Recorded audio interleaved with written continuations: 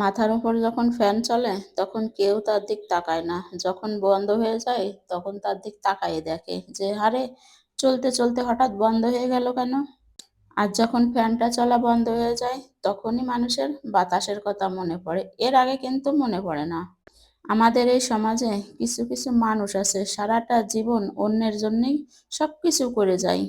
তারপর যখন দেখে, শোনে, বোঝে, করাটা বন্ধ করে দেয়, তখন সবাই আবার তাকেই বলে, আরে তুমি তো বদলে গেছো। আসলে সে বদলে যায়নি। সে এখন বুঝতে পারিছে অকৃতজ্ঞ মানুষের জন্য করে কোনোই লাভ নেই। তাই নিজেই সরে গেছে। পৃথিবীতে অনেক কাজ করা যায়, অনেক কাজ করা যায় না। তার ভিতর যাই হোক, মানুষ ঠকানো যাবে না। মানুষ ঠকালে তার যে দীর্ঘশ্বাস, এটা এটা জাস্ট সহ্য করা যায় না। দীর্ঘশ্বাসটা অনেক খারাপ। মানুষের হক নষ্ট করা যাবে না। কাউকে মিথ্যা প্রতিশ্রুতি দেওয়াও যাবে না। কোনো মেয়েকে ভালোবাসতে গিয়ে তাকে ব্যবহার করা যাবে না। আপনি যাই করুন না কেন তার কর্মফল আপনাকেই ভোগ করতে হবে। আর সেটা দুনিয়াতেও হতে পারে কিংবা পরকালেও হতে পারে। একটি সংসার কখনো রাগ, অভিমান, ভুল বোঝাবুঝির জন্য শেষ হয়ে যায় না। একটি সম্পর্ক শেষ হয়ে যায় মিথ্যে কথা বলার জন্য, কথা দিয়ে কথা না রাখার কারণে। বিশ্বাস করলেও একই জিনিস বারবার বিশ্বাস ভঙ্গ করার কারণে। সবাই ভালো ব্যবহারের যোগ্য হয় না। মাঝে মাঝে যে যেমন তার সাথে তেমন ব্যবহার করাই উচিত।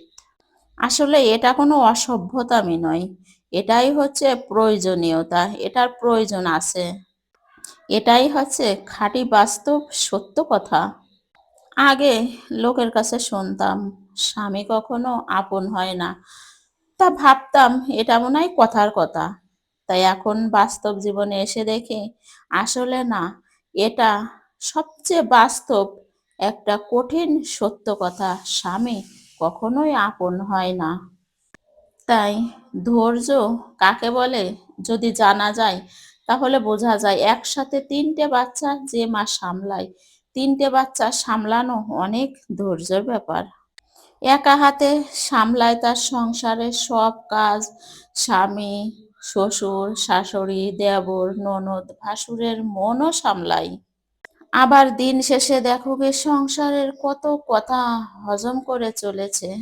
তারপরও একটা মেয়েকে শুনতে হয় সারাদিনে কি এমন করো, সারাদিনে তো কাজই নেই, শুয়ে বসে কাটাও। এটাই মেয়েদের নিয়তি, এটা শুনতে হবেই। আপনি যত সংসারের ভালো চান, মঙ্গল চান, সংসারের যতই ভালো কাজ করুন, সংসারকে আপনি যত নিজেকে নিংড়িয়ে মেপে দেন না কেন, সংসার তাতে খুশি হবে না। ওই আপনার দিনের শেষে শুনতেই হবে সংসারে কি এমন কাজ আছে, সংসারে তুমি কি এমন করো, সংসারের প্রতি তোমার কি এমন অবদান। এটা যেন রূঢ় একটা বাস্তব কথা, মেয়েদের এটা শুনতেই হবে। আর এটা যেন মেয়েদের নিত্য নৈমিত্তিক ব্যাপার হয়ে দাঁড়িয়েছে। এই কথাটা সংসারে যে মেয়েরা কি করে এই কথাটার কোনো ভিত্তি নেই।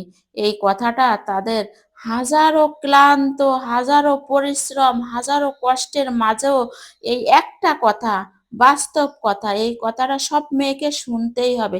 এর থেকে কারোর পরিত্রাণ নেই। তুমি কি করো?